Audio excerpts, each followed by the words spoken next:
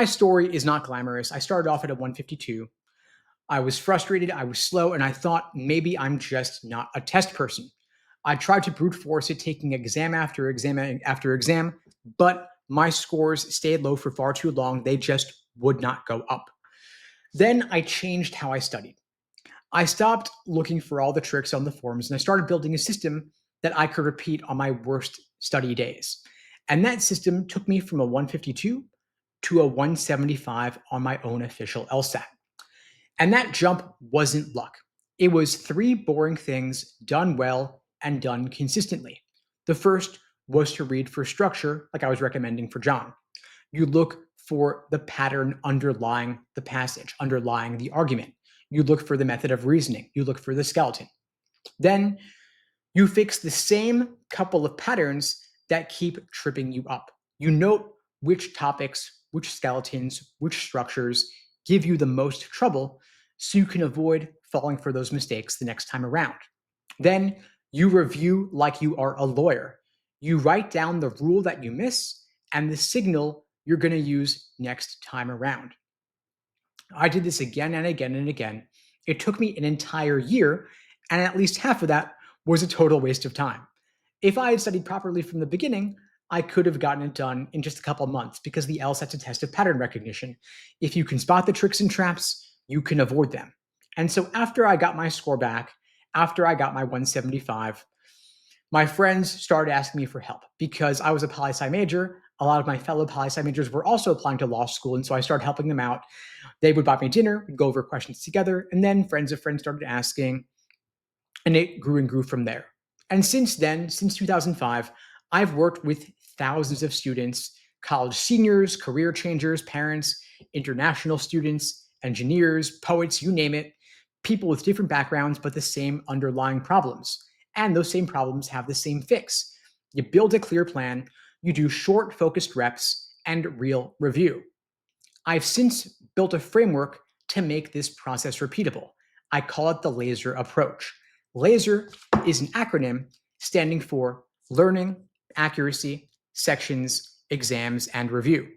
And it is the cornerstone of my LSAT courses and my one-on-one coaching programs. The way it works is that we help you build the foundation in the different sections and the different question types to start. Then, accuracy, we drill questions by type so that you can better understand the proper perspective from which to view each section and each question type. Then we have S for sections, doing individual timed 35-minute sittings to focus on your time management and your pacing.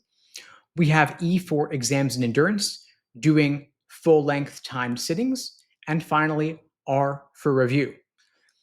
We use a simple framework so that mistakes become key takeaways and rules, because every section that you get wrong, every question you get wrong, is an opportunity to learn something new.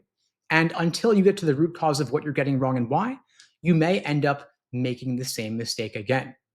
We use a framework for this called the Socratic review method. And we're not asking, why is A right, why was B wrong? We ask, what belief was wrong? What signal did I miss?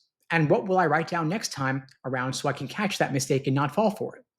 This is just short key takeaways written down in a key notebook or error log or Google Sheet, doesn't matter. But when you do this, future you gets smarter and you're basically paying it forward. And over time, I began to see the same patterns across thousands of students.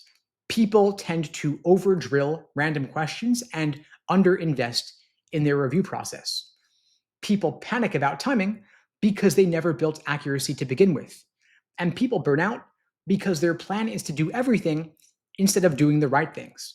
So I turned these lessons into tools: day-by-day study plans, accuracy trackers, pacing ladders, and endurance protocols. Nothing fancy. Like I said, we literally just use Google Sheets sometimes because it's so effective, but it works. We give you simple rules and clear milestones, and if you're too busy to follow it, we redo your plan for you to fit your life. So let me give you a quick timeline of my career, my journey, so that this becomes a bit more concrete. My first couple of years teaching the LSAT, I did only one-on-one coaching, full-time, literally hundreds of hours listening to how students think. I would keep detailed notes after every single session: what worked, what didn't, what was repeatable. Then I started teaching small group classes to pressure test the methods. If a tactic only worked for one person, I would throw it out. But if it worked for 10 different people with different backgrounds, I would keep it. And then I started writing books of explanations. I wrote literally explanations for over 1,000 logical reasoning questions. I wrote them for reading comprehension as well. I standardized the Socratic review method, and I put every drill into levels based on ability so people could move from easy to hard with confidence. Then I built a team of coaches who all got top scores on their own official LSATs and trained them in the same methods. Collected feedback every single week, and if something breaks, we fix it fast. If a new pattern shows up in the recent LSAT because they evolve over time, we add it to the library within days after the release of that exam. And across the years, we've kept the same principles. Short sessions win, we write things down, accuracy before speed, and systems over vibes. We also train for endurance because it's not enough to get the questions right, you got to get them right under test day conditions. And proof matters, so I want to share with you some real outcomes. I've removed the names for anonymity, but the results are typical when people actually follow the plan. Of course, this is not a promissory or guarantee. Your results may vary, but I share this with you to show you what's possible when you follow the plan. We had a student stuck at 151 go to 176 in just a few months by fixing the last 5 in logical reasoning, mapping reading comp with 10-word headlines, and doing weekly 2-section labs. We had a retaker add 7 points to their score in just 1 month by cutting random problem sets, doing targeted 10-minute drills, and adopting the one reason rule for changed answers. We also had a student aiming for scholarships increase their score 5 points, leading to $60,000 in merit aid by pairing their score gains with strong essays and a clear ROI email to the school. Now, let me share a few failure stories, because that's where the real learning is. The first failure. Early on, I would tell students to take a full-timed exam every week, no matter what.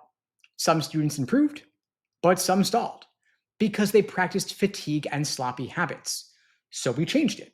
Now we use section training first, then full practice tests with endurance protocols layered in.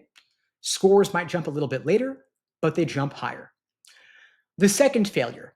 I used to assign long review write-ups with pages and pages of notes. It felt productive, but it actually wasted time.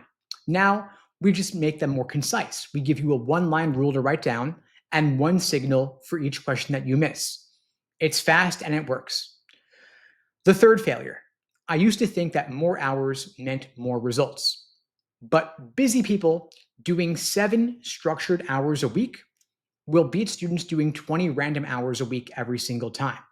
So we design study plans for the smallest realistic week first. If you can't do it in a busy week, it's a bad plan. I also learned to be ruthless about what not to do. You don't want to highlight reading comp like it's a novel. You don't want to memorize every single flaw name. You learn the patterns and the tells. I also don't want you to push timing ladders until accuracy hits 85 to 90% on your drills. Accuracy first, then pacing, then endurance. Students have this habit of changing answers from right to wrong. And so when you are changing your answers, I want you to have a clear reason for why you're changing them. Notice if you tend to change more often from right to wrong or from wrong to right. If you track your mistakes, you will see the patterns in the consequences of your habits, and you will know what to do going forward. Now, I want you to know who I am in the room when it's hard. In my coaching, I'm calm, I'm direct, I'm boring in the best way. I like checklists, I like timers, I like ending sessions with 3 written rules you can use today. I like tiny little wins, incremental ones, stacked over weeks rather than just shooting for the moon. And I will push you to stop doing things that feel productive but don't actually move your score. And as RSS alluded to earlier, we've got a great team. I'm not doing this alone. We've got a whole team of coaches who all scored 170 or above on their own official LSATs and are proficient and trained in my methods like the Socratic review method, helping you pinpoint your weak areas and helping you find more efficient approaches. Now, we like to explain things boiled down in plain English. We meet to compare notes, refine drills, and update the course library. The goal is simple. If a new student walks in tomorrow with your exact problem, the fix is already written down and ready.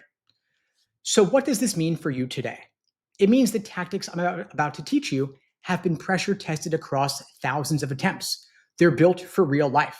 They work when you're tired, they work when your schedule's messy, and they work when you've tried other programs and you feel stuck. This also means I'm going to be honest. If you want a hack, you're in the wrong place. But if you want systems, I've got plenty of those. The systems are simple, they're not necessarily easy though. You might feel awkward at first. Your score might go down before it goes up because adopting a new habit can be awkward. But then over time, it becomes routine and you lift above your previous baseline. Now, one more thing about belief. I started off at a 152, so I know what it's like to doubt yourself. I also know what it feels like to walk out of a test center knowing you did everything you could. That feeling is available to you. It is possible. It comes from a clear plan, consistent reps, and clean review, not luck. And just to put a bow on this, we tell our students a simple rule. Make your plan so clear that you could follow it on your worst day. If you can do that, you win the cycle.